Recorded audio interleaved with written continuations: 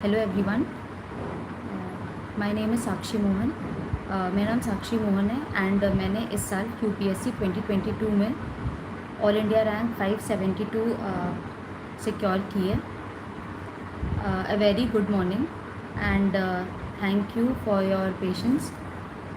Thank you UPSC time for organizing this session and having me on the platform.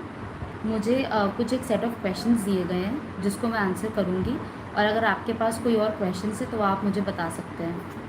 मैं उसको भी address करने का ट्राई करूँगी to the best of my ability. So मेरा introduction, मेरा नाम साक्षी मोहन है, एज आई ऑलरेडी मैंशन। मेरी स्कूलिंग लखनऊ में हुई है। उसके बाद मैंने ग्रेजुएशन किया है, इंजीनियर बीटेक किया है मैंने इंफॉर्मेशन टेक्नोलॉजी में फ्रॉम एनआईटी दुर्गापुर, वेस्ट बंगाल। 2018 में I pass out and after that I started working as a data analyst. After that I started working as a data analyst in New Sigma. मैंने 2018 में job start की थी, फिर मैंने दूसरी एक स्टार्टअप में काम किया, let's transport. In 2021 I join and I resigned in October 2020 and started preparing for this examination. और ये मेरा दूसरा अटैम्प्ट था। मेरे फर्स्ट अटैम्प्ट में मेरा प्रीलिम्स नहीं क्लियर हुआ था एंड इस अटैम्प्ट में ये मेरा सेकेंड प्रीलिम्स, फर्स्ट मेंस और फर्स्ट इंटरव्यू था। सो अगर मैं अपनी जर्नी के बारे में बताऊं तो जैसे मैंने बताया, मैंने प्रेपरेशन स्टार्ट की अक्टूबर 2020 में। उस टाइम मुझे कोई ज़्यादा आइडिया नहीं था कि पढ़ाई कैसे करनी है, तो मैंने कोचिंग ज्वाइन की। मैंने क्लासेस ली हैं दोनों जीएस के लिए और ऑप्शनल के लिए भी। जीएस के लिए मैंने विजन आईएएस ज्वाइन किया था एंड ऑप्शनल के लिए मैंने सोसन मैम की क्लास ली थी, सोसन आईएएस अकेडमी हैदराबाद।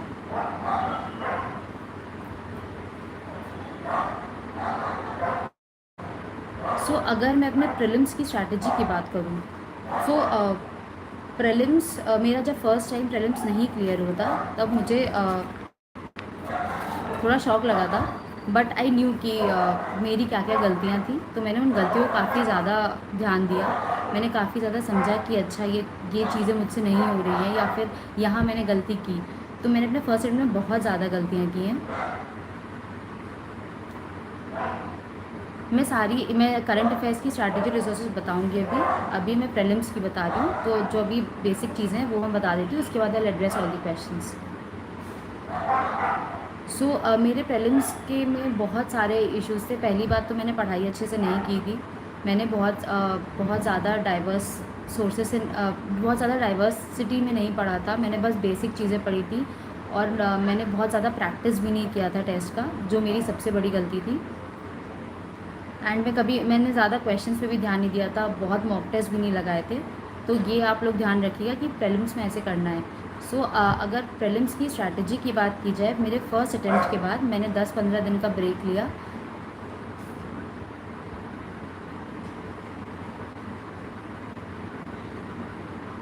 मैंने 10-15 दिन का ब्रेक लिया।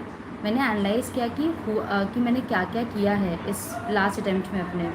तो अभिषेक सर हैं, उनकी स्ट्रैटेजी थी प्रीलिम्स की, मैंने पूरी वो फॉलो की।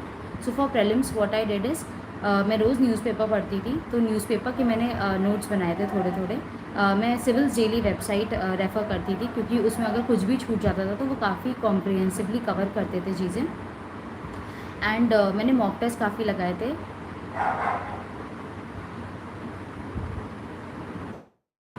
मैंने मॉक टेस्ट काफ़ी लगाए थे। मैंने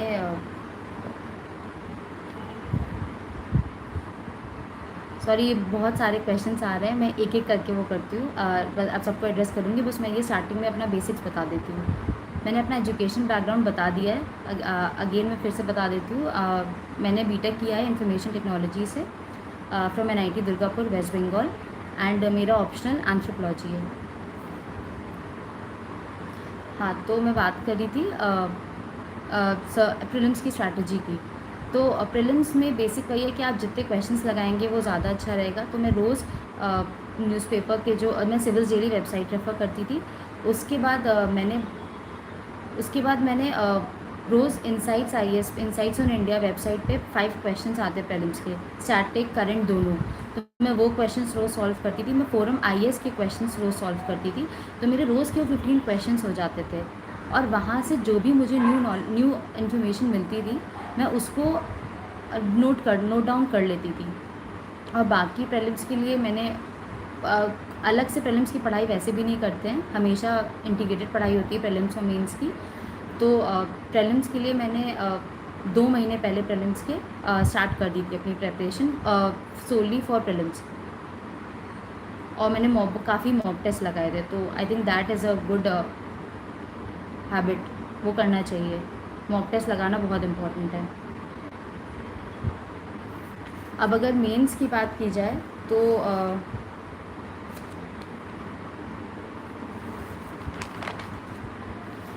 मेंस में हमारे जितने पेपर्स होते हैं, तो पहले ऐसे की बात की जाए तो मैंने जैसे बताया मैंने कोचिंग क्लासेस ली थी अपनी।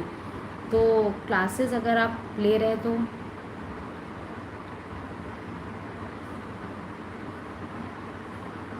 How many months it takes. Okay, so ऐसे की अगर हम बात करें तो मैंने विजन IAS से क्लासेस ली थी। फाउंडेशन कोर्स की मैं स्टूडेंट थी। मैंने अक्टूबर 2020 वाला ही बैच लिया था विजन IAS का। सो उसमें स्मृति मैम ने काफ़ी अच्छे से ऐसे की चीज़ें समझाई थी हम लोग को। सो ऐसे में मुझे लगता है बहुत इम्पॉर्टेंट है कि आप मैकेनिकल नहीं हो, आप थोड़ा आप स्ट्रक्चर मेंटेन करें, कोड्स डालें। आपका एक प्रॉपर स्ट्रक्चर होना चाहिए। जैसे आपका इंट्रोडक्शन है, आपका एक लिंकिंग पैरा होना चाहिए, आपकी बॉडी है, बॉडी में आपके कितने, तो आप पैराग्राफ्स वर्ड्स और डिसाइड कर लीजिए कि कैसे क्या करना है। आप जितना प्रैक्टिस करेंगे ऐसे उतना ज़्यादा अच्छा रहेगा आपके लिए। बाकी यूट्यूब पे स्मृति मैम के वीडियोस पड़े हैं काफ़ी सेशंस, तो वो आप यूज़ कर सकते हैं। आई टुक ऑनलाइन कोचिंग फ्रॉम विजन। उस टाइम कोविड था तो सारी क्लासेस बंद थी, तो मैंने ऑनलाइन ही ली थी। मैंने ऑफलाइन ऑप्ट किया था but I had to do online classes.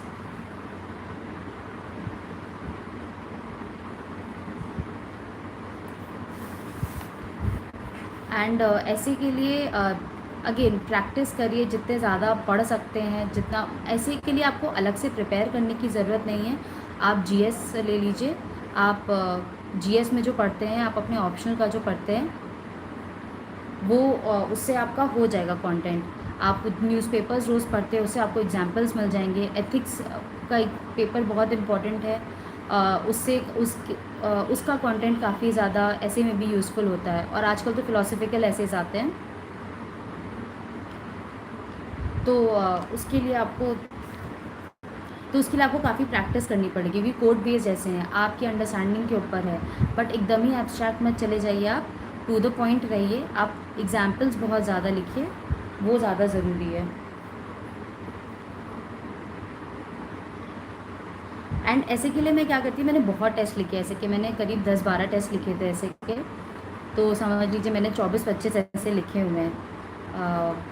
And मैं हमेशा जब भी खुद से ऐसे लिखती थी, मैं अपनी फ्रेंड से रीड कराती थी, मैं बोलती थी कि बताओ क्या है, मतलब वो प्रेपरेशन नहीं करी है UPSC की, बट ऐसे का अंडरस्टैंडिंग सबको होता है। तो आई गेस वो एक अच्छी स्ट्रैटेजी है। ये भी कर सकते हैं आप लोग, अपने दोस्तों को पढ़ाएं, अपने फैमिली में लोग को पढ़ाएं, वो लोग बता सकते हैं कि क्या सही है क्या गलत है, फ़्लो बन रहा है कि नहीं बन रहा है, वो ये सब चीज़ें थोड़ी ज़रूरी है। एंड GS1 में GS के लिए मैं स्पेसिफिक बाद में बताती हूँ, बट ओवरऑल GS में यही था कि सिलेबस को अपने सामने रखिए। मैंने सिलेबस को प्रिंट आउट कराया, उसको अपने सामने पेस्ट कर दिया, और एक एक वर्ड मैंने कुछ भी नहीं छोड़ा था सिलेबस का जो मैंने प्रिपेयर नहीं किया हो। सबके मेरे पास नोट्स थे, हैंड रिटन नहीं तो प्रिंटेड कोचिंग के मटेरियल के। और मैंने बहुत ज़्यादा नोट्स नहीं बनाए थे GS के, क्योंकि मेरे पास इतना टाइम नहीं था। मैंने अक्टूबर 2021 में प्रीलिम्स हुआ था, और उसके बाद बहुत ही कम टाइम था कि मेरा ऑप्शन भी अच्छे से प्रिपेयर्ड नहीं था। सो इसलिए मैंने नोट्स GS के नहीं बनाए थे। बट अगर आपके पास टाइम है तो बना लीजिए, नहीं है तो मत बनाइए, प्रिंटेड मटेरियल में ही आप अंडरलाइन करिए, हो जाएगा उससे भी।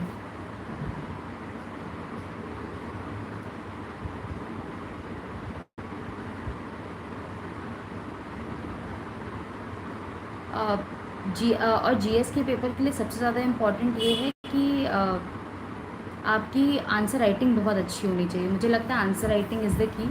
कंटेंट ज़रूरी है, हम सब पढ़ते बहुत हैं, बट कई बार वो पढ़ाई तभी दिखेगी जब हम आंसर अच्छे से लिख पाएंगे, क्योंकि मार्क्स हमें एट द एंड उससे ही मिलने हैं।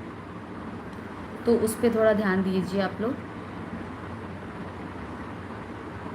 अगर मैं एक बार सोर्सेज की बात कर लेती हूँ। मैंने सोर्सेज क्या क्या रेफ़र किए थे ब्रीफ में बता देती हूँ। सो अगर हम GS1 की बात करें, आर्ट एंड कल्चर में मैंने विजन IAS की नोट्स जो मेरे क्लास नोट्स थे वो रेफ़र किए थे। नितिन सिंघानिया सर के हैंड रिटन नोट्स अवेलेबल हैं ऑनलाइन, आप वो यूज़ कर सकते हैं। और NCERT क्लास 11th की फाइन आर्ट्स बुक है वो, एंड NIOS की बुक है वो भी। वो बहुत बेसिक मैंने देखी थी, बट वो भी अच्छी है, आप यूज़ कर सकते हो उसको। उसमें से एग्जाम्पल्स काफ़ी मिल जाएंगे आपको। Then coming to modern Indian history, again मैंने बहुत ज़्यादा मेरे सोर्सेज मैंने बहुत पहले से ही डिफ़ाइन कर लिए थे 2020 में ही, और मैंने उस सोर्स को कभी ज़्यादा बढ़ाया नहीं, सोर्स वही रखे हमेशा। बस मेरा वही था कि मल्टीपल रिविजन्स करने हैं, मैंने फर्स्ट अटेम्प्ट में रिविजन नहीं किया था अपना। So for modern Indian history NCERT, spectrum and vision IAS class notes. Coming to post independence prelims का पार्ट नहीं है, बट मेंस का पार्ट है। तो आप इसको मेंस के प्रीलिम्स के बाद भी पढ़ सकते हैं। सो आप इसमें मैंने नितिन सांगवान सर के नोट्स अवेलेबल हैं ऑनलाइन, वो मैंने पढ़ लिया था। वो कुछ 15-20 पेजेस का PDF है, उससे आइडिया लग जाता है कि क्या कैसे लिखना है। क्वेश्चन नहीं आता है, बट इट्स बेटर कि आप पढ़ के जाएँ ये सब चीज़ें। एंशियंट मिडीवल हिस्ट्री के लिए मैंने तमिलनाडु बोर्ड की NCERT बुक रेफ़र की थी और अपने क्लास नोट्स रेफ़र किए थे। और मैंने बहुत ज़्यादा और NCERT और अगर फाइन आर्ट्स NCERT में कुछ एक चीज़ होगी वो, पर generally fine arts NCERT art and culture के लिए आपका। सो मेरे मार्क्स मेरे 942 टोटल है, मेरे 162 आए इंटरव्यू में। And coming to world history मैंने उतने अच्छे से प्रिपेयर नहीं की थी। मेरे पास ज़्यादा टाइम भी नहीं था और उतने क्वेश्चंस आते भी नहीं हैं कभी, तो मैंने वो एक रिस्क लिया था कि अगर एक क्वेश्चन आया भी तो कुछ लिख के चले आएंगे, बट थैंकफुली नहीं आया उससे क्वेश्चन। मैंने थोड़ा बहुत पढ़ लिया था बेसिक अमेरिकन हिस्ट्री, और जो बेसिक जो क्लास में हम लोग के थोड़ा बहुत पढ़ाया था, मैंने उतना ध्यान से नहीं देखा था ये। आई हैव गिवन 2 अटैम्प्ट्स, ये मेरा सेकेंड अटैम्प्ट था।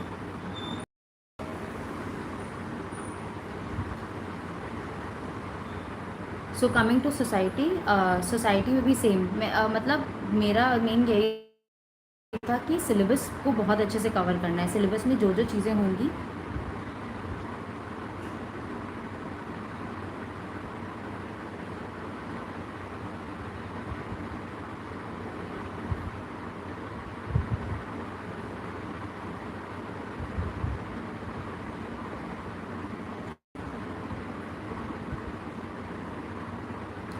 जैसे अगर सिलेबस की बात की जाए सोसाइटी के, तो उसमें salient features of Indian society. तो इंडियन सोसाइटी के बारे में क्या क्या है कि हम लोग हमारी सोसाइटी कैसी है, हमारा जॉइंट फैमिली स्ट्रक्चर था पहले, अब वो न्यूक्लियर फैमिली होता जा रहा है, और सब चीज़ें आ जाती है इसमें कि मल्टी कल्चरल सोसाइटी है, हम लोग एक मेल्टिंग पॉट है कि। तो ये सब थोड़ा ध्यान दीजिए कि इस पर एक एक चीज़ पढ़िए आप। रीजनलिज्म हो गया, सेक्युलरिज्म हो गया, तो वो क्लास में काफ़ी अच्छे से हम लोग को पढ़ाया गया था, तो मुझे उतना प्रॉब्लम नहीं हुआ। आप ऑनलाइन काफ़ी ज़्यादा रिसोर्सेज अवेलेबल हैं, प्रिंटेड नोट्स अवेलेबल है, तो आप उसको रेफ़र कर सकते हैं। कमिंग टू जोग्राफ़ी में NCERT बहुत इंपॉर्टेंट है। लोग कहते हैं 6 to 12th, बट मैंने 6 to 12th नहीं की थी, मुझे लगा कि मेरा बेसिक्स क्लियर है। सो मैंने क्लास 11th और 12th की NCERT रेफ़र की थी जोग्राफ़ी की, and they are very important.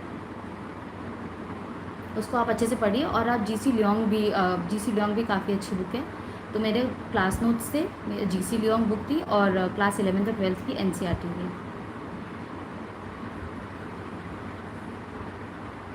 Coming to GS2 मैंने काफ़ी ज़्यादा सोर्सेज रेफ़र किए थे, क्योंकि वो काफ़ी डायनेमिक है। उसमें GS2 में हमेशा करंट अफेयर्स बेस्ड पेपर होता है थोड़ा, तो मैंने लक्ष्मीकांत पढ़ी थी। करंट अफेयर्स के लिए मैं विजन आईएएस की मंथली मैगज़ीन यूज़ करती थी। मैंने कभी प्रिंट आउट नहीं निकाले, मैंने हमेशा पीडीएफ फॉर्म में पढ़ा है। एंड मेंस 365 यूज़ करती थी, वो भी रेफ़र किया है। विजन आईएएस के प्रिंटेड मटेरियल आते हैं, वो कहीं भी आपको मिल जाएंगे, किसी भी बुक स्टोर में आप जाएंगे तो उसमें 3 पार्ट्स होते हैं। मैंने पार्ट 2 और पार्ट 3 रेफ़र किया था। एंड सेकेंड ARC की रिपोर्ट्स, एंड सेकेंड ARC कुछ रिपोर्ट्स थी जो मैंने यूज़ की थी। नहीं, मैंने न्यूज़पेपर से नोट्स नहीं बनाए थे। मैंने फर्स्ट अटेम्प्ट में बनाए थे, बहुत ही ज़्यादा टाइम कंज्यूमिंग लगा मुझे, और मैं at the end of the day कुछ रिवाइज़ नहीं कर पाई। सो मैंने सेकेंड अटेम्प्ट में अपने नहीं बनाए थे न्यूज़पेपर से नोट्स। जो मुझे बहुत लगता था इम्पॉर्टेंट है, बस वो नोट डाउन कर लेती थी। बट ऐसा चाहे आप बोले कि एक न्यूज़ करते थे, तो वो मुझे लगता है सिविल डेली वेबसाइट से हो जाता है, तो उतना मुझे ज़रूरत नहीं लगी उस चीज़ की। देन पॉलिटी में मैंने बता दिया आपको अपने सोर्सेस। गवर्नेंस में मैंने अगेन विजन का प्रिंटेड मटेरियल आता है, वो बहुत अच्छा है, मुझे अच्छा लगा। आप लोग देख लीजिए अपने अकॉर्डिंग, आपको क्या सही लगे किस इंस्टीट्यूट का। एंड मैंने और सेकेंड ARC रेफ़र की थी गवर्नेंस के लिए। और आप जो जितनी भी स्कीम्स आती है गवर्नमेंट की, वो आप अगर न्यूज़पेपर अच्छे से पढ़ रहे हैं तो आपको कर लेंगे अच्छे से। दैन सोशल जस्टिस के लिए मैंने PDF होता है, PDF थे कुछ ऑनलाइन अवेलेबल, आप अगर सर्च करेंगे तो मिल जाएंगे, वरना if you want I can also share. I will मतलब किसी भी मीडियम के थ्रू मैं शेयर कर दूँगी अगर आप लोग को चाहिए तो। सोशल जस्टिस में basically different sections of society के बारे में क्या क्या हम लोग क्या क्या गवर्नमेंट की स्कीम्स हैं, क्या क्या वो प्रॉब्लम्स फेस कर रहे हैं, क्या क्या वे फॉरवर्ड है, तो वो काफ़ी अगर अच्छे से हम प्रिपेयर कर लें तो एग्ज़ाम टाइम में हमें उतना ध्यान लगाने की ज़रूरत नहीं है। तो जैसे ओल्ड एज हो गया, तो ये सब क्वेश्चंस आजकल काफ़ी बन रहे हैं, तो ये आप पहले से कर लेंगे तो वहाँ पे जाके आपको सोचने की ज़रूरत नहीं पड़ेगी। ये I gave my exam in English medium. Then coming to international relations, IR के लिए मुझे लगता है newspaper is very very important. अगर आप न्यूज़पेपर रिलीजियसली पढ़ रहे हैं तो वो बहुत अच्छा रहेगा, आपको करंट अफेयर्स समझ में आएंगे सारे कि क्या चल रहा है दुनिया में, और उसके अकॉर्डिंग आपको पता चल जाएगा कि क्या चीज़ इम्पॉर्टेंट है। तो इंडिया और बाकी कंट्रीज़ के रिलेशन, कोई इम्पॉर्टेंट फोरम है जहाँ पे कुछ चल, जैसे अभी G20 की बातें चल रही हैं, G20 हो रहा है, तो वो इम्पॉर्टेंट ऑटोमेटिकली हो जाता है। तो ये अगर आप न्यूज़पेपर रोज़ पढ़ेंगे तो आपके लिए बहुत अच्छा रहेगा। Coming to so GS2 and GS3 both are current affairs heavy papers. Then coming to GS3 economics. So economics के लिए मुझे लगता है कि आपका बेस बहुत स्ट्रांग होना चाहिए if I talk with respect to prelims, क्योंकि काफ़ी कॉन्सेप्चुअल क्वेश्चंस आते हैं। तो अगर आपके कॉन्सेप्ट क्लियर है तो आप वो अच्छे से कर लेंगे वो कॉन्सेप्चुअल क्वेश्चंस। तो आप ये इकोनॉमी के अपने कॉन्सेप्ट्स बहुत ही ज़्यादा स्ट्रांग रखिए। और मेंस के पर्सपेक्टिव से अगर मैं बात करूँ तो again newspapers are very important. Current affairs आप मंथली मैगज़ीन देखते रहिए, उसमें जो जो आता है आप पढ़ते रहिए अच्छे से। एंड मैंने अपने क्लास नोट्स भी देखे थे फॉर द कॉन्सेप्ट्स। और मैंने विजन का प्रिंटेड मटेरियल यूज़ किया था फॉर इकोनॉमी, बहुत अच्छा मटेरियल लगा मुझे, क्योंकि उसमें सिलेबस वाइज एक एक चीज़ दी हुई है, तो मुझे बहुत इधर उधर भागना नहीं पड़ा चीज़ों को लेके। सब चीज़ मेरे पास अवेलेबल थी, मैं बस अंडरलाइन करती थी और उसको पढ़ती थी। कुछ एक्स्ट्रा मिलता था तो I use to add it then and there only, तो मैंने नोट्स नहीं बनाए थे उस चीज़ के लिए। कमिंग टू सिक्योरिटी, सिक्योरिटी में भी करंट अफेयर्स आप न्यूज़पेपर पढ़िए, आप मंथली मैगज़ीन देखिए। मैंने मेरे विजन का जो फाउंडेशन कोर्स था उसमें क्लास नोट्स मैंने रेफ़र किए थे, और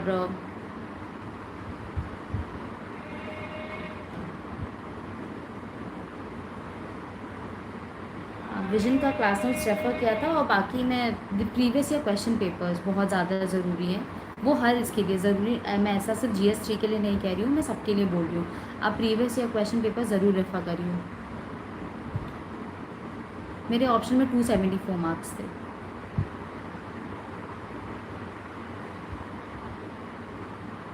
coming to science and tech के लिए मैंने बहुत ज़्यादा पढ़ाई नहीं की थी। मैं साइंस बैकग्राउंड से हूँ, तो मुझे थोड़ा इजी हो जाता है समझना compare to I guess other students जो आर्ट्स से हैं।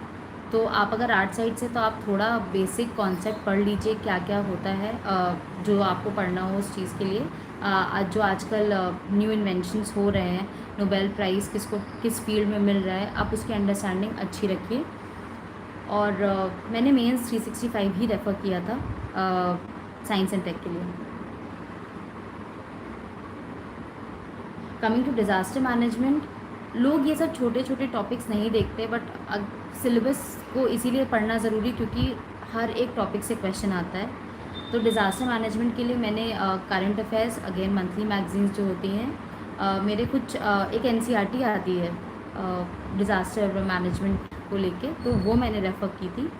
एंड एनडीएमए की गाइडलाइंस का पीडीएफ होता है, तो मैंने वो पीडीएफ पढ़ा था। वो बहुत लेंथी पीडीएफ है, बट मैंने वो पढ़ा था और मैंने उससे ही शॉर्ट नोट्स बनाए थे।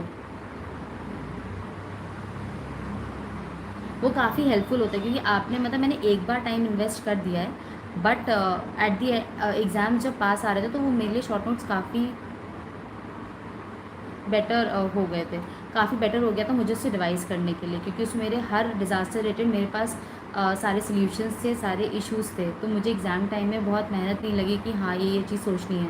I had points in my mind. Environment के लिए मैंने प्रीलिम्स में अगर देखा जाए तो मैंने श्री राम आईएएस की बुक रेफ़र की थी, और विजन आईसी का monthly magazine and current affairs जो न्यूज़पेपर्स होते हैं। कमिंग टू एथिक्स में मेरे क्लास नोट्स मैंने रेफ़र किए थे। सेकेंड एआरसी की जो रिपोर्ट है एथिक्स इन गवर्नेंस, वो बहुत ही ज़्यादा ज़रूरी है, आपको उसको अच्छे से पढ़ना है। उससे काफ़ी क्वेश्चंस आ जाते हैं, पहले आते थे भी थे, एंड वो काफ़ी अच्छा है कि अगर आप स्टेट करते हैं कहीं कंक्लूजन में कि सेकेंड एआरसी रिकमेंडेड दिस, सो आपको मार्क्स ऑटोमेटिकली मिल जाते हैं अच्छे। देन कोड्स आप यूज़ करिए। और मैंने Vishakha ma'am and Divya Mishra ma'am, उनकी मैंने नोटबुक्स आंसर कॉपीज़ रेफ़र की थी। वो काफ़ी अच्छी हैं, आपको आंसर राइटिंग में काफ़ी हेल्प मिलेगी। सो ये हो गया मेरा जीएस का जो मेरे सोर्सेस थे। Coming to the next question, optional की तैयारी। मेरा ऑप्शनल एंथ्रोपोलॉजी है। मेरी ऑप्शनल की तैयारी मैंने, जैसे मैंने बताया, मैंने सोसन मैम से क्लासेस ली थी। मेरी ऑनलाइन क्लासेस थी, वो भी काफ़ी हेल्प मिली थी मुझे। कॉन्सेप्ट्स मेरे काफ़ी क्लियर हो गए थे मैम की क्लासेस करके। वो फर्स्ट अटैम्प्ट में ही हो गया था, बट मैंने फर्स्ट अटैम्प्ट में बहुत अच्छे से पढ़ाई नहीं की थी ऑप्शनल की भी। मुझे बस लगा कि हाँ इतना पढ़ने से हो जाएगा, but after my prelims I realize कि नहीं, सिलेबस पूरा करना होता है, हर जगह से क्वेश्चन आते हैं, तो आप सिलेबस का कोई भी एक टॉपिक मत छोड़िए। मैंने ऑप्शनल की बहुत ही ज़्यादा अच्छे से प्रिपरेशन की थी, जिसकी वजह से शायद मेरी ये रैंक आई है, वरना मेरे जीएस में कुछ इतने भी अच्छे मार्क्स नहीं आए हैं। ऑप्शनल मेरा मुझे बचा ले गया था।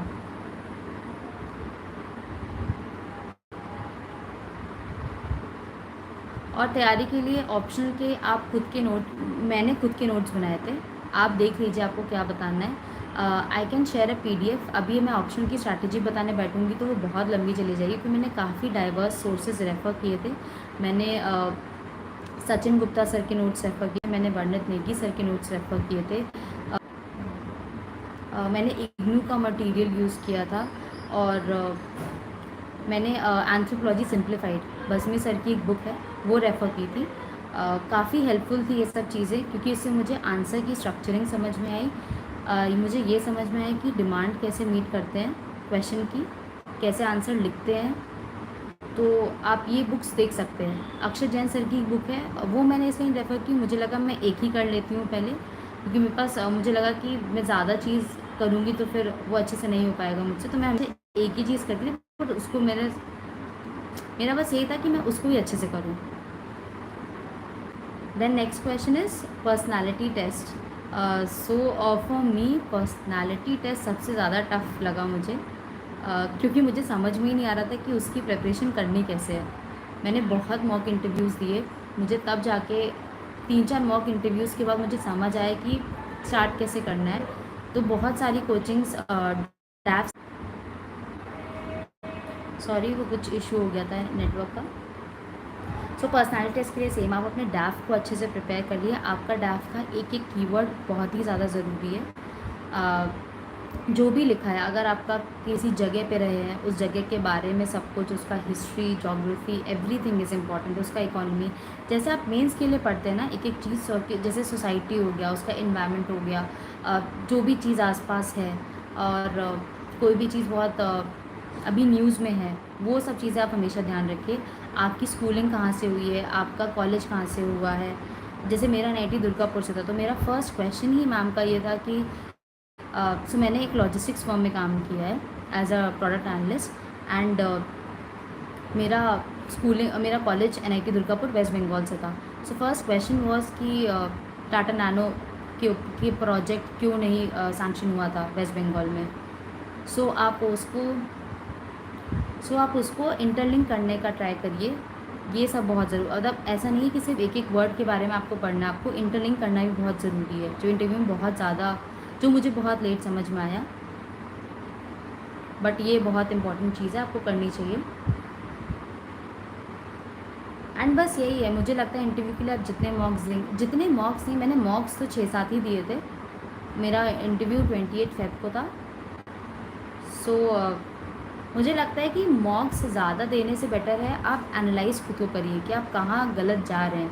आपको वो वीडियो प्रोवाइड करते हैं, आप वीडियो देखिए, आप समझिए कि चीज़ें कहाँ गलत हो रही हैं। मैं लिटरली अपना वीडियो पॉज कर करके एक जगह देखती थी कि अच्छा ओके, यहाँ पे ये प्रॉब्लम हो रही है, यहाँ पे मैंने ये पॉज लिया, यहाँ पे मैंने ज़्यादा पॉज लिया, यहाँ पे कम लिया, यहाँ मैंने ज़्यादा स्माइल किया। मैं एक एक चीज़ को मॉनिटर करती थी।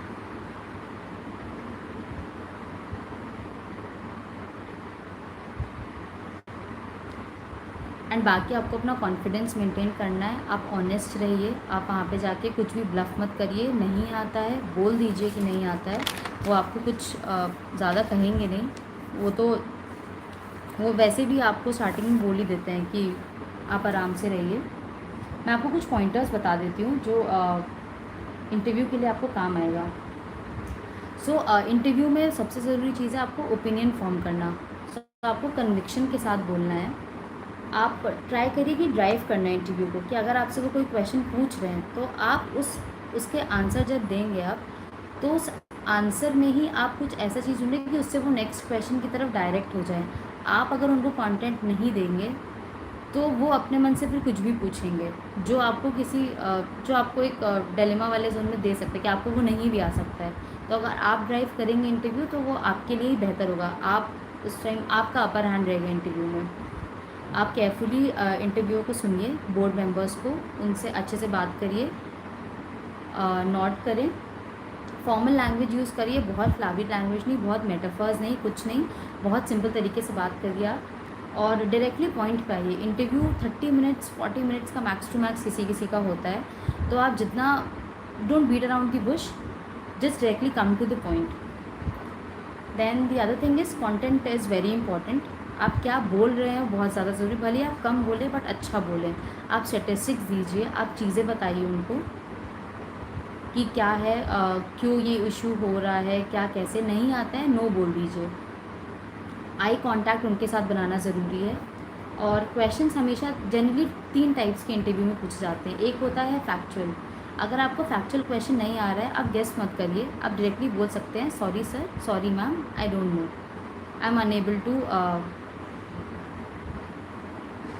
I'm unable to recall. So, then second is the analysis of the question, कि अगर आपसे किसी पे आपका ओपिनियन पूछा गया है, या फिर आपसे पूछा गया है कि अच्छा इसका आप में इस चीज़ को लेकर आपकी क्या राय है, तो आप इसमें ये नहीं बोल सकते कि मुझे आता नहीं है।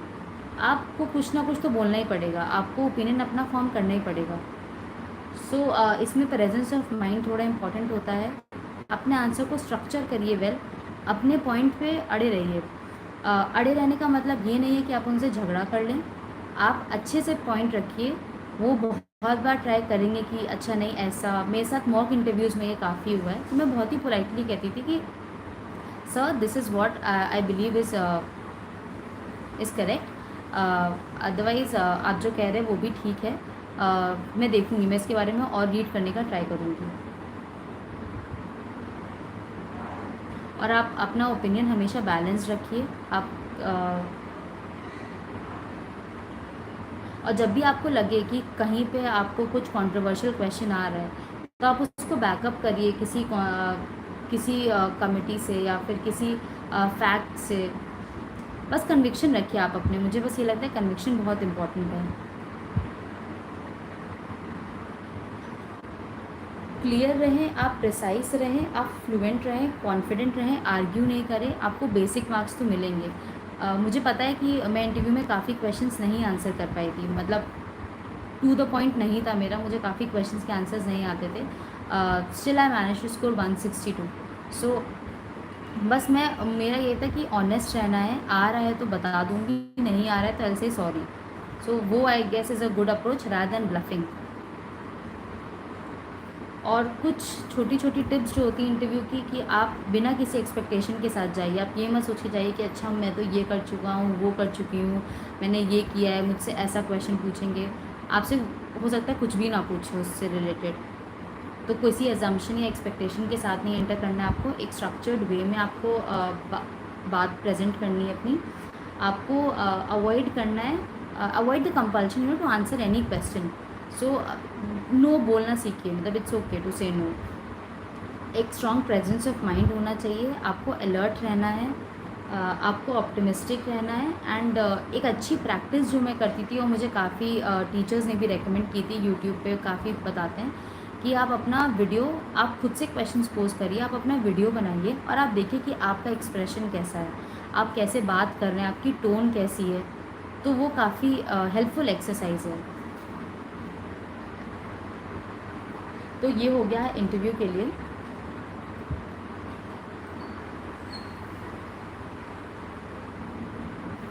Okay, so coming to answer writing, which I think is one of the most important part of this examination. So अगर हम आंसर राइटिंग की बात करें तो सबसे पहले चीज़ मुझे लगती है कि टाइम लिमिट में पेपर कंप्लीट करना। आपको पेपर टाइमली कंप्लीट करना है। मुझसे पहले नहीं हो पाता था, मुझसे प्रीलिम्स के बाद भी नहीं हुआ था काफ़ी बार। मैंने बहुत ज़्यादा आंसर राइटिंग प्रैक्टिस प्रीलिम्स के पहले नहीं कर पाई थी। मैंने की थी बट उतनी ज़्यादा नहीं की थी, बट मैंने प्रीलिम्स के बाद बहुत ज़्यादा आंसर राइटिंग प्रैक्टिस की है। सो मैंने भी स्टार्ट किया था फ्रॉम 16 क्वेश्चंस। मैं कभी भी अपने आप में पेपर कभी भी 3.5-4 घंटा नहीं स्ट्रेच करती थी। मैंने आज तक सिर्फ एक बार स्ट्रेच किया था एंड मुझे रियलाइज़ हो गया था this is not going to help me, क्योंकि फाइनल पेपर में मुझे 3 घंटे ही मिलने हैं। तो आप 3 घंटे में जितने क्वेश्चन कर पाएँ पहले देखिए। तो पहले मैं 16 करती थी, फिर 16 से मेरा 17 हुआ, 17 से 19 हुआ। एट द एंड मुझसे 20 क्वेश्चन हो गए थे। सो मैंने आंसर राइटिंग के लिए कनिष्क सर का ब्लॉग है, वो मैंने रेफ़र किया था। तो उन्होंने काफ़ी अच्छे से चीज़ें बताई थी कि कैसे करना है। तो 3 आवर ड्यूरेशन हमको जो मिलती है एग्ज़ाम की, उसमें मैंने 30 मिनट का विंडो ले लिया था। और मेरा एम ये था कि 30 मिनट के विंडो में 40 मार्क्स मुझे कवर करने हैं। तो मैं 40 मार्क्स आप कैसे भी कवर कर सकते हैं, या तो 10 मार्कर के आप 4 क्वेश्चन कर लीजिए, या फिर एक 10 मार्कर का क्वेश्चन कर लिया और 2 15 मार्क का क्वेश्चन करिए। तो मेरा बस ये होता था कि मुझे फर्स्ट आवर में 80 मार्क्स करने हैं अटैम्प्ट, सेकेंड आवर में मुझे 90 मार्क्स करने हैं एंड थर्ड आवर में मुझे 80 मार्क्स करने हैं, अगेन 80 मार्क्स। तो 80 90 80। सेकेंड में इनिशियली आपकी स्पीड थोड़ी स्लो होती है तो इसलिए 80 बोला मैंने। सेकेंड आवर में आपकी स्पीड बन जाती है, सो यू कैन अटैम्प्ट अच्छे से 15 मार्कर सारे क्वेश्चंस, तो वो 90 मार्क्स हो गया। और मैं एक और चीज़ करती थी, मैं पहले 15 मार्कर क्वेश्चन करती थी और फिर मैं 10 मार्कर क्वेश्चन करती थी। और मैं 10 मार्क जो फर्स्ट क्वेश्चन होता था मैं हमेशा पहले वो अटैम्प्ट करती थी, क्योंकि वो राइटिंग सेट करते हैं एट दी एंड, और वो टोन सेट करती है आपके पेपर की, कि आपका एग्जामिनर कभी भी पीछे से कॉपी नहीं चेक करेंगे, आपकी वो स्टार्टिंग से ही चेक करेंगे। तो स्टार्टिंग में राइटिंग ठीक होना, सब कुछ प्रॉपर होना बहुत इंपॉर्टेंट है, because I think it sets the tone of the paper, और कुछ नहीं। तो वो थोड़ा ध्यान रखिएगा, वो मैं ये चीज़ करती थी। आइडली ज़रूरी नहीं कि इतना स्ट्रिंजेंट होना है इस चीज़ पे जो मैंने बताया आपको। आप वो ब्लॉग रेफ़र कर सकते हैं कनिष्क सर का। बट मेरे लिए काफ़ी हेल्पफुल था, क्योंकि मैं बहुत ज़्यादा स्ट्रगल कर रही थी अपनी आंसर राइटिंग को लेके। मुझे पेपर कंप्लीट नहीं हो रहा था मुझसे इनिशियली, सो मुझे ये काफ़ी हेल्पफुल लगा। And coming to optional answer writing, मैं जनरली 35 मिनट्स देती थी एक फुल क्वेश्चन को। हमें 5 क्वेश्चंस करने होते हैं ऑप्शनल में। सो मैं 10 मार्कर के लिए 7 मिनट्स देती थी, मैं 15 मार्कर के लिए 10 मिनट्स देती थी और 20 मार्कर के लिए 15 मिनट्स देती थी। मैं टाइम लिमिट को लेके काफ़ी ज़्यादा स्ट्रिंजेंट थी कि ये करना है तो करना है इसी टाइम लिमिट में, नहीं हुआ तो छोड़ दिया, बाद में देखा जाएगा वो। बट और ये मेरे लिए हेल्पफुल इसलिए भी रहा कि फाइनल एग्ज़ाम में अच्छे से अटैम्प्ट कर पाई थी अपना पूरा पेपर। मेरा एक भी क्वेश्चन किसी भी पेपर में छूटा नहीं था।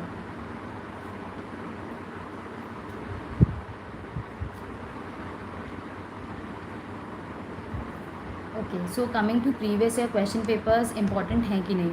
Very very very important. जितने भी टॉपर्स हैं आज तक सब ने यही बोला है कि उसको रेफ़र करना ही करना है, उससे आपको आइडिया मिलता है कि पेपर के क्वेश्चंस कैसे आते हैं। एंड आपको ये भी समझ आता है कि आपको सिलेबस किस तरीके से पढ़ना है। मुझे क्योंकि पहले सिलेबस अगर हम देखें नहीं समझ में आता कि क्या कैसे है, बट आप सिलेबस और प्रीवियस ईयर क्वेश्चन पेपर्स को साथ में रखेंगे तो आपको अच्छा खासा आइडिया मिल जाता है चीज़ों को लेकर। प्रीवियस ईयर पेपर्स को एनालाइज़ अगर आपको करना है तो एनालाइज़ आपको सिलेबस को देख के करना होगा, किस टाइप के क्वेश्चंस आ रहे हैं। बेसिक चीज़ें होती हैं जैसे कि हर साल जैसे हर टॉपिक से क्वेश्चंस आते हैं जनरली। अगर आप उठा के देखेंगे GS3 का पेपर तो डिज़ास्टर मैनेजमेंट से क्वेश्चन आएगा, साइंस एंड टेक से क्वेश्चन आएगा। तो अगर आप प्रीवियस ईयर क्वेश्चंस नहीं देखेंगे तो आप ये छोटे छोटे टॉपिक्स ना छोड़ देंगे। जो जो भी 15 मार्क का 10 मार्क का आ रहा है और एक एक मार्क इंपॉर्टेंट है इस एग्जामिनेशन में, तो आपको सारे टॉपिक्स बहुत ही डिलिजेंटली पढ़ना है। The type of question being asked will get to know, you will get to understand if you refer the previous year question papers. Language of the question, जैसे बहुत बार क्वेश्चन में आता है क्रिटिकली एनालाइज, इवेलुएट, तो ये सब words अगर आपको नहीं पता होंगे, ये टेस्ट सीरीज़ तो होती हैं बट आपको समझ भी आएगा कि UPSC कैसे क्वेश्चंस पूछना चाह रहा है आपसे। तो अगर आप डिमांड अच्छे से एड्रेस करेंगे तो आपको मार्क्स भी अच्छे अकॉर्डिंगली मिलेंगे। देन करंट अफेयर्स को आप बहुत ही अच्छे से प्रिपेयर करिए। जैसे मैंने कहा GS2 GS3 दोनों ही करंट अफेयर्स हैवी पेपर्स हैं। सो उसको बहुत अच्छे, जैसे 2021 में GS3 में S400 पे क्वेश्चन आया था और उस टाइम इंडिया परचेज़ कर रहा था वो, तो ये ज़रूरी है। और लास्ट ईयर प्रेसिडेंशियल इलेक्शन चल रहे थे फ्रांस के, और सेम ईयर हमारे 2022 के मेंस में क्वेश्चन आया था critically examine the procedure through which the president of India and France are elected. तो अगर आप न्यूज़पेपर अच्छे से पढ़ रहे हैं तो आप ये क्वेश्चन बहुत ही आराम से प्रिडिक्ट कर सकते हैं कि ये हो जाएगा, कि ये आपको करना ही करना है।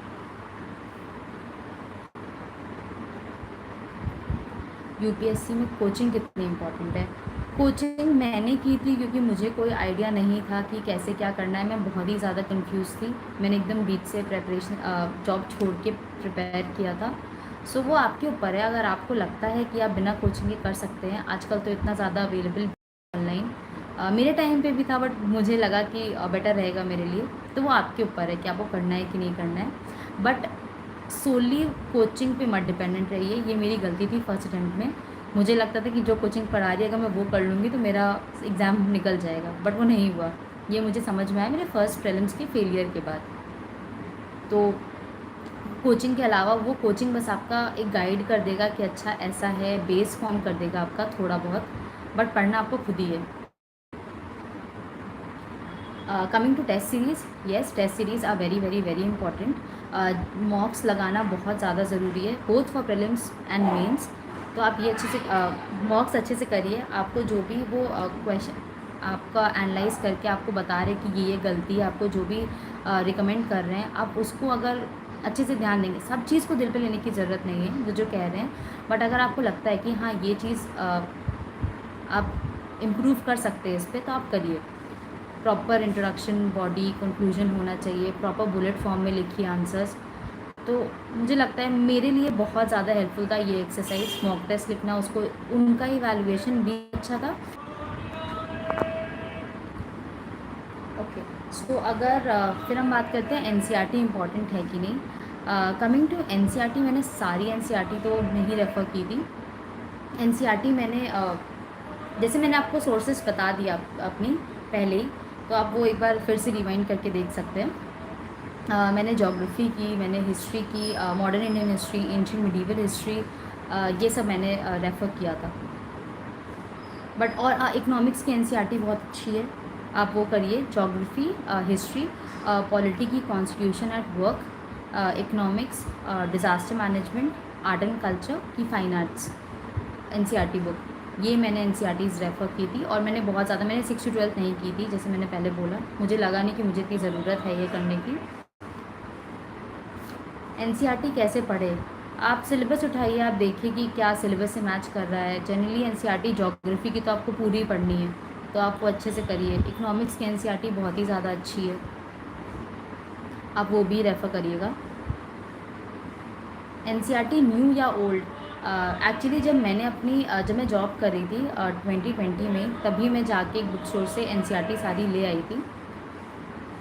तो तब मुझे नहीं पता था कि न्यू ओल्ड करे कुछ कॉन्सेप्ट की होता भी है। मुझे लगा कि सब, मुझे इतना आइडिया नहीं था। तो I am not the right person to answer this question. वो आप किसी और फोरम, किसी और टॉपिक से पूछ सकते हैं। और हाँ, मैं नोट्स नहीं बनाए थे एनसीईआरटी के, मैंने उसी में अंडरलाइन कर लिए थे, मैं उसी को रिवाइज़ करती थी। मेरे लिए वो बेटर एक्सरसाइज रहती थी, क्योंकि वो आपकी मेमोरी में स्टोर हो जाता है ज़्यादा अच्छे से, मुझे लगता है। करंट अफेयर्स की तैयारी, मैं करंट अफेयर्स के लिए न्यूज़पेपर पढ़ती थी रोज़। प्रीलिम्स और मेंस के दौरान मैंने द हिंदू रेफ़र किया था। और मैं सिविल डेली वेबसाइट अच्छे से एकदम डिलीजेंटली फॉलो करती थी, रिलीजियसली फॉलो करती थी। और बाकी जब इंटरव्यू आता है तब मैंने 2 न्यूज़पेपर रेफ़र किए थे, द हिंदू और इंडियन एक्सप्रेस। और मैंने जैसे बताया, मैं रोज़ क्वेश्चन सॉल्व करती थी इनसाइट्स प्लेटफॉर्म पे और फोरम आईएएस के प्लेटफॉर्म पे।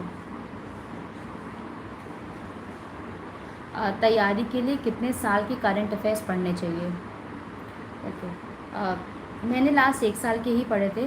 तो जैसे अगर एग्ज़ाम आपका मई में हो रहा है तो लास्ट ईयर मई से।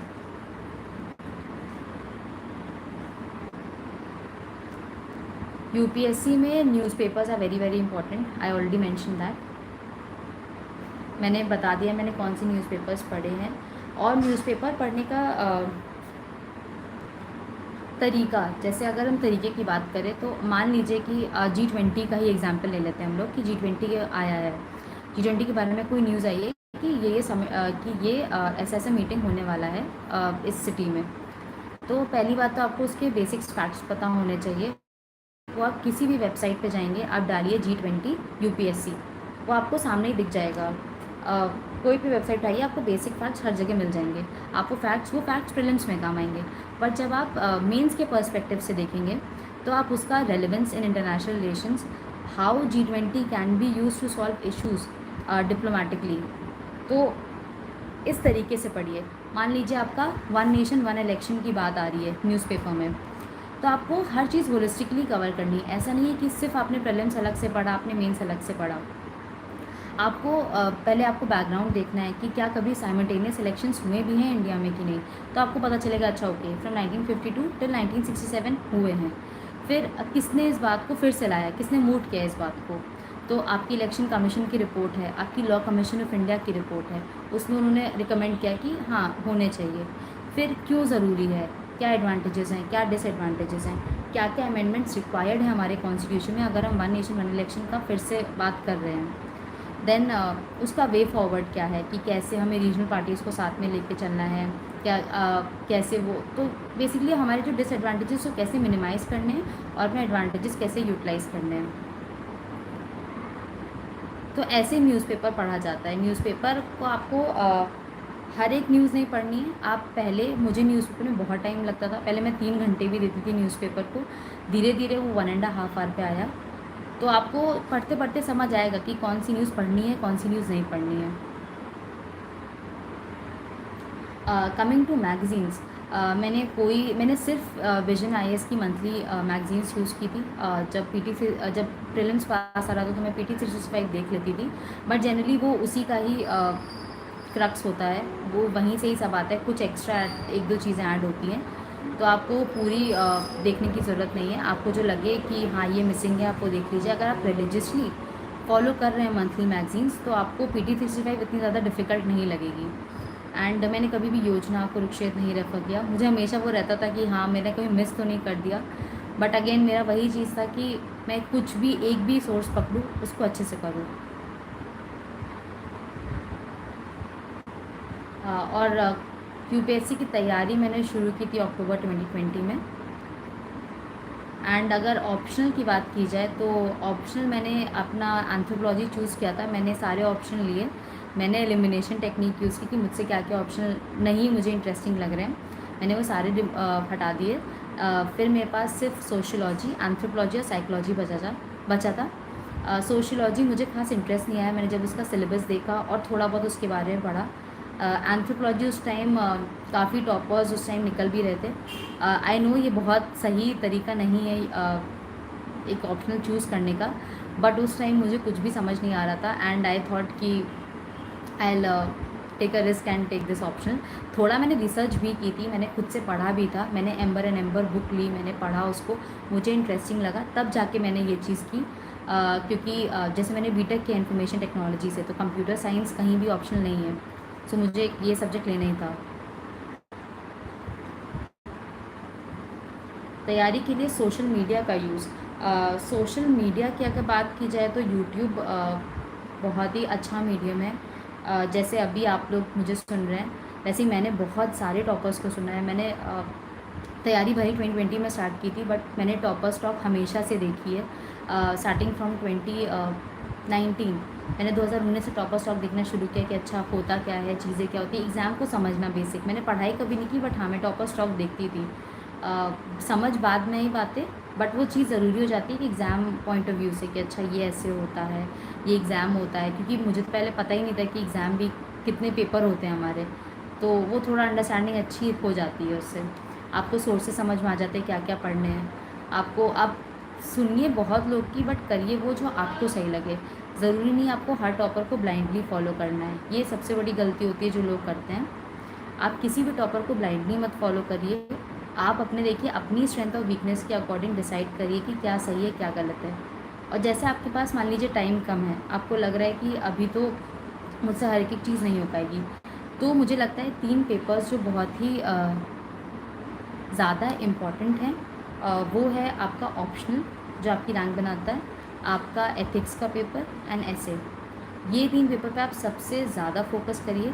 आंसर राइटिंग मतलब पढ़िए आप सब, बट मुझे लगता है कि ये 3 बहुत ज़्यादा ज़रूरी है और मैंने इन 3 पे सच में बहुत ज़्यादा फोकस किया था।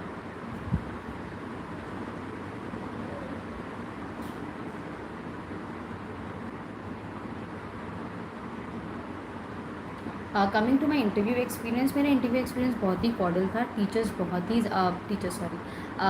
जो बोर्ड मेंबर्स थे वो काफ़ी, मेरा स्मिता मैम का बोर्ड था, काफ़ी ज़्यादा कॉर्डियल था बोर्ड। वो लोग अच्छे से बोले बैठने को, अच्छे से सब कुछ बताए कि आपको जो आता है बताइएगा, नहीं आता है तो इट्स ओके, बट आप आंसर करिए। और ऐसा कुछ मुझसे कंट्रोवर्शियल क्वेश्चन नहीं पूछे गए। मुझसे सारे क्वेश्चंस मेरे डैव बेस थे, मेरी जो भी वर्क प्रोफाइल थी, मेरा कॉलेज था। मैंने आईटी से मैंने इंफॉर्मेशन टेक्नोलॉजी से बीटेक किया है, तो काफ़ी ज़्यादा जो डिजिटल इनिशिएटिव्स होते हैं गवर्नमेंट के, डिजिटल इंडिया, उससे रिलेटेड काफ़ी फैक्ट्स पूछे थे। I will share my transcript soon, तो उससे आप देख सकते हैं कि क्या क्या क्वेश्चन थे।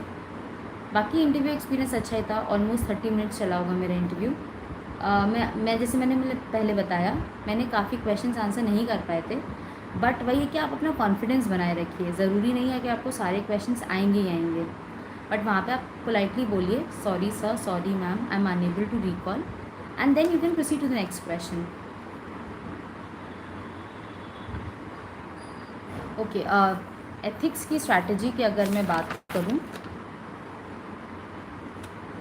सो एथिक्स में मैंने वैशाली मैम की स्ट्रैटेजी यूज़ की थी। वो स्ट्रैटेजी क्या, बेसिकली मैम ने जो जो चीज़ें बोली थी कि वो हर ही टॉपर बोलते हैं। जैसे कि सिलेबस का एक एक वर्ड उठाइए, आप उसकी डेफिनेशन देखिए, आप उसके एग्जाम्पल्स देखिए, आप उसके प्रॉपर नोट्स बनाइए। तो मैंने ये अच्छे से किया था। मैंने GS4 की आंसर राइटिंग बहुत ही ज़्यादा की थी। मैंने एथिक्स से करीब 9-10 टेस्ट लिखे थे, उससे ज़्यादा ही लिखे थे शायद मैंने। तो answer writing ethics 4 GS paper 4 की अच्छे से करिए, क्योंकि ये आपकी मार्क्स को काफ़ी ज़्यादा, इसमें मार्क्स का डिफरेंस काफ़ी होता है, तो ये आपकी रैंक बढ़ाने में हेल्प करेगा। सो अगेन सिलेबस के एक एक पॉइंटर्स अच्छे से देखिए, उसकी डेफिनेशन देखिए, उसकी एग्जांपल्स देखिए, केस स्टडीज़ को बहुत ज़्यादा प्रैक्टिस करिए, आंसर राइटिंग बहुत ज़्यादा करिए। आंसर राइटिंग का एक प्रॉपर स्ट्रक्चर होना चाहिए कि कैसे आपको पहले फैक्ट्स लिखने हैं। मैं ऐसे करती थी कि मैं पहले फैक्ट्स ऑफ द केस लिखती थी, फिर मैं स्टेक होल्डर्स लिखती थी, एक क्लाउड फॉर्म एक फ्लो चार्ट के फॉर्मेट में क्लाउड बनाती थी, फिर आरो बना के ऐसे लिखती थी। और जो क्वेश्चन पूछा गया है उसकी डिमांड के अकॉर्डिंग बुलेट पॉइंट्स में लिखिए, और कंक्लूजन आप लिखिए। बहुत ही कंक्लूजन आपका सजेस्टिव होना चाहिए, क्योंकि आप एडमिनिस्ट्रेटिव पोस्ट के लिए अप्लाई कर रहे हैं, तो आपको हमेशा एक वे फॉरवर्ड देना चाहिए, आपको पॉजिटिव नोट पे एंड करना चाहिए। ये सब थोड़ा ध्यान दीजिएगा आप लोग। और वैशाली मैम मैंने इसलिए मेंशन किया क्योंकि उन्होंने एक अलग से एक चीज़ की थी कि उन्होंने बिना कुछ पढ़े एथिक्स का पेपर दिया था, लाइक बिना एक वर्ड किए। तो मैंने भी जब मैंने एथिक्स का एक भी वर्ड नहीं पढ़ा था, मैंने ना उसकी क्लासेस की थी, कुछ नहीं किया था, मैंने बस लिया एक क्वेश्चन पेपर टेस्ट सीरीज़ का, और मैंने उसको सॉल्व किया। I got 73 marks that time, without 79 sorry, without studying, without knowing कि चीज़ें होती क्या है। तो मुझे लगा जब मैं बिना पढ़े इतना ला सकती हूँ, तो मैं पढ़ के तो अच्छे इससे कर ही सकती हूँ। No that gave a boost to me. उससे मुझे डिमांड समझ में आई पेपर की, और उसके बाद मैं इम्प्रूव करती गई। मेरा एथिक्स में 115 स्कोर है, और एथिक्स का पेपर काफ़ी लेंदी आता है, तो आप ज़रूरी है कि आप उसको अच्छे से प्रैक्टिस भी करें, आंसर राइटिंग उसकी। आई थिंक अब सारे क्वेश्चंस जो मुझे मिले थे वो मैंने आंसर ऑलमोस्ट कर ही दिए। मैं आपके क्वेश्चंस देख लेती हूँ अब।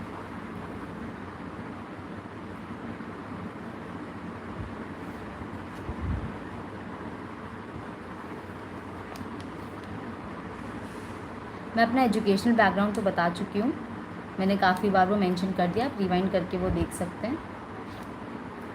And optional should be opinion anthropology और फिलॉसफी, वो आपके ऊपर है, आप अपनी स्ट्रेंथ और वीकनेस के अकॉर्डिंग देखिए आपको कौन सा ऑप्शन लग रहा है कि वो आपको सूट करेगा। कोचिंग भी मैंने बताया, मैंने विजन IAS से फाउंडेशन कोर्स किया था, और मैंने सोसन मैम की क्लासेस ली थी for anthropology. How many months it takes to cover GS syllabus if we start from June? देखिए एग्ज़ाम के लिए तो 2 साल चाहिए ही चाहिए होते हैं मिनिमम, मुझे ऐसा लगता है, 1 साल प्रिपरेशन का और 1 साल एग्ज़ाम देने का।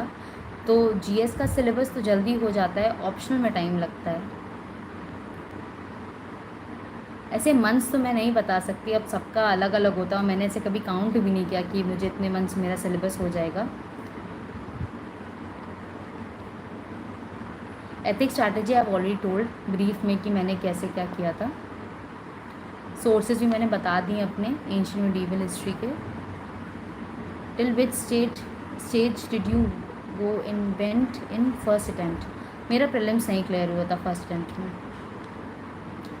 I didn't make notes from the newspaper. Okay, so this is a good question that how did I manage to revise optional anthropology after prelims? So मेरा काफ़ी ज़्यादा सिलेबस बचा हुआ था prelims के बाद भी मेरे ऑप्शनल का। मैंने ऑप्शनल में अपने फिर एक एक पॉइंट उठाया। मेरा जेनेटिक्स का पूरा पार्ट बचा था, मेरा पेपर 1 काफ़ी बचा था, पेपर 2 ठीक ठाक कर लिया था मैंने, बट मेरा पेपर 1 का काफ़ी ज़्यादा सिलेबस, स्पेशली आफ्टर यूनिट 8 मेरा काफ़ी सिलेबस था जो लेफ्ट था। और आजकल तो मतलब हर जगह से ही क्वेश्चन आते हैं, मतलब ऐसा आप नहीं कर सकते कि कुछ भी छोड़ दें। तो मैंने अपने ऑप्शन में कुछ भी नहीं छोड़ा था। मैं रोज़ अच्छे से 5 आवर्स देती थी अपने ऑप्शनल को। मैंने एक्चुअली अपने फर्स्ट प्रीलिम्स के फेलियर के बाद से ही अपने ऑप्शन में बहुत ज़्यादा ध्यान दिया है। तो मैं उसके नोट्स बनाती थी, मैं सब कुछ, मैंने मेरे खुद के नोट्स बने थे ऑप्शनल के। If I talk about note making and then revision, मैं रिवाइज़ रेगुलरली करती थी। मैं टेस्ट देती थी अच्छे से, उसका जो भी आता था फीडबैक मैं उसको अच्छे से देखती थी कि मुझे क्या बोला गया है, और फिर मैं उसको इम्प्रूव करने का ट्राई करती थी in the other mock that I give.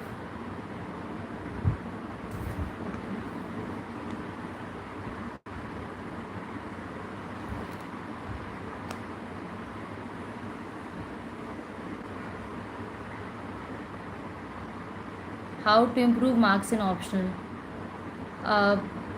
Optional में मार्क्स इम्प्रूव करना यही है, बस आप प्रैक्टिस बहुत ज़्यादा करिए, आप सिलेबस अच्छे से पढ़िए, आप आंसर राइटिंग, आप क्वेश्चन की डिमांड को समझिए, तो मुझे लगता है हो जाना चाहिए सबसे। आप मॉक टेस्ट अच्छे से देंगे, आपके मॉक टेस्ट में मार्क्स आ रहे हैं तो आपको समझ आएगा कि आप कहाँ गलत जा रहे हैं, कहाँ सही जा रहे हैं।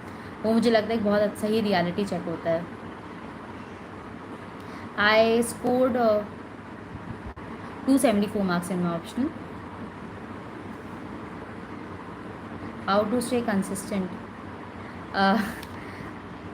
आई नो ये बहुत बड़ा चैलेंज होता है सबके लिए, क्योंकि हर तीसरे दिन हमें लगता है कि कैसे होगा, हमारा होगा भी कि नहीं होगा। बहुत बार इतना ओवरवेलमिंग हो जाता है कि समझ नहीं आता कि अब आगे कैसे बढ़े, क्या करें, हम सही डायरेक्शन में जा रहे हैं कि नहीं जा रहे हैं। स्पेशली जो लोग आइसोलेशन, स्पेशली जो लोग अलग से प्रिपेयर कर रहे हैं, जैसे मेरा कोई फ्रेंड नहीं था जिससे मैं बात करूं, जो प्रिपेयर भी कर रहा हो, या तो मेरे लिए वो थोड़ा टफ था। बट आई गेस आप अपने आप को उन लोगों से सराउंड करिए जो पॉजिटिव हैं, जो आपको सपोर्ट करते हैं, आपके फ्रेंड्स, आपकी फैमिली। मेरी फ्रेंड मुझे बहुत ज़्यादा सपोर्ट करती थी। She was not preparing for this examination, but whenever I use to call her, वो हमेशा मतलब मुझे मोटिवेट करती थी, हमेशा कहती थी नहीं नहीं होगा तुमसे, कैसे नहीं होगा। तो अपने ऐसे फ्रेंड्स एक ही दो बनाइए, बट अच्छे बनाइए, बस उनसे बात करते रहिए और थोड़ा अपना वाई ढूंढने का ट्राई करिए कि आपका वाई क्या है, आपने स्टार्ट क्यों की थी प्रेपरेशन। अगर आपका वाई स्ट्रांग होगा तो आप ऑटोमेटिकली कर लेंगे, आपको वो मोटिवेशन रोज़ सुबह उठने का मिलेगा। और आपको थोड़ा वो हैबिट भी बनानी पड़ेगी कि सुबह उठना है, मुझे करना है, कम वॉट में करना ही करना है। नहीं मन कर रहा है, करो, जो भी हो जाए करो, बस पढ़ाई करो। आप लोग पढ़ाई करो, सॉल्व करो क्वेश्चंस, मॉक टेस्ट लगाओ, आप देखो ध्यान से। और मुझे लगता है सिर्फ पढ़ाई नहीं करनी है, इवैल्यूएट खुद को करना बहुत ज़्यादा ज़रूरी, इसीलिए हर कोई बहुत ज़्यादा टेस्ट सीरीज़ पे बहुत फोकस करता है। How to make notes from NCERT। I didn't make notes from NCERT। How to analyse, मैंने बता दिया आपको कैसे आपको एनालाइज करना है, मैंने एग्जाम्पल भी दिया आपको, तो वो आप रिवाइंड करके देख सकते हैं। मंथली मैगजीन और PT 365 में से क्या चूज़ करें। मंथली मैगज़ीन बहुत अच्छी रहती है, क्योंकि आपको मंथ वाइज आप रिवाइज़ भी कर लेंगे अच्छे से। PT 365 अगर आप एक साथ पढ़ेंगे तो आपको बहुत ओवरवेलमिंग लगेगा। मुझे लगता है वो मेंस के कुछ 1 महीने पहले आती है और आपको बहुत ज़्यादा लगेगा कि अरे ये इतना सारा कैसे आ गया। तो मुझे लगता है मंथली मैगज़ीन ज़्यादा अच्छी रहेगी। मैं ऐसे रिवाइज़ करती थी कि अगर मान लीजिए उसके रोज़ 10 पेजेस पढ़ती थी, उसको मैं कवर करने का ट्राई करती थी पूरा 1 मंथ, और उसको मैं बस रिवाइज़ ज़्यादा कर, जैसे अगर इस मंथ की आई तो फिर मैं नेक्स्ट मंथ प्रीवियस मंथ की रिवाइज़ ज़रूर करूँगी। तो वो रिविज़न बहुत ज़्यादा ज़रूरी होता है।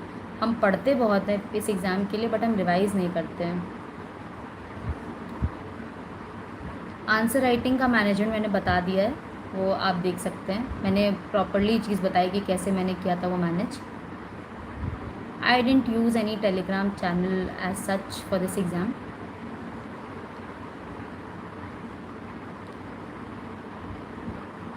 How to start when you are not joining coaching and studying in college. अगर आप कॉलेज में पढ़ रहे हैं, आप ऑनलाइन सोर्सेज रेफ़र कर सकते हैं, काफ़ी ज़्यादा अच्छे प्लेटफॉर्म्स अवेलेबल हैं। I think insights on India is a good platform. काफ़ी ज़्यादा टॉपर्स हैं जो अपने कॉलेज के टाइम से ही प्रेपरेशन स्टार्ट कर चुके हैं, तो आप उनका थोड़ा देख सकते हैं कि कैसे उन्होंने किया है। I wouldn't be the correct person इस क्वेश्चन को आंसर करने के लिए, क्योंकि मैंने तो कोचिंग की थी। तो आप थोड़ा उनका देख लीजिए और आप उसके अकॉर्डिंग कर लीजिए। इंडियन सोसाइटी के लिए मैंने स्मृति मैम हम लोग को विजन आइस में पढ़ाती थी, तो उनके मैंने नोट्स रेफ़र किए थे।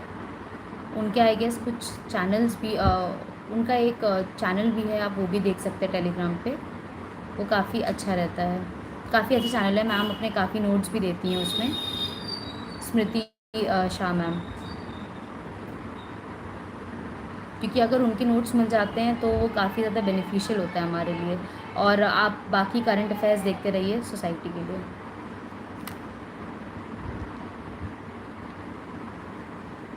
आई थिंक मैंने सारे क्वेश्चंस आंसर कर दिए हैं। Thank you very much for listening to me patiently. And मैं बस 2-3 चीज़ें बोलना चाहूँगी एंड में, जो मुझे लगता है मेरे बहुत काम आई। पहली चीज़ होती है कि believe in yourself no matter what. आपको जितना भी लोग कहें कि ये टफ़ है, ये एग्ज़ाम बहुत ज़्यादा, कैसे निकलेगा, कितने लोग कितने कितने साल ट्राई करते रहते हैं, मत सुनिए किसी की भी। आई नो टफ़ है, बट अपने अंदर एक बिलीफ रखिए कि हो जाएगा। बस अपने आप को बस ये रोज़ सोने से पहले बोलिए कि I know I will crack this examination come what मे। आप बस अपना मेहनत करते जाइए। आप प्रोसेस पर अगर फोकस करेंगे, रिज़ल्ट आपको खुद ब खुद मिलेगा। आपको ज़रूरी नहीं है कि आप बस रिज़ल्ट के बारे में मत सोचिए। Then the second thing is try to be a better version of yourself every single day.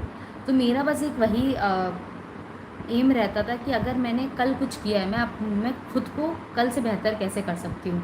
अगर मैंने कल एक चैप्टर पढ़ा है, तो मैं आज एक चैप्टर और 10 पेज, मैं 2 चैप्टर की बात भी नहीं करती, छोटे छोटे उसमें इम्प्रूव करिए आप, बट इम्प्रूव ज़रूर करिए आप।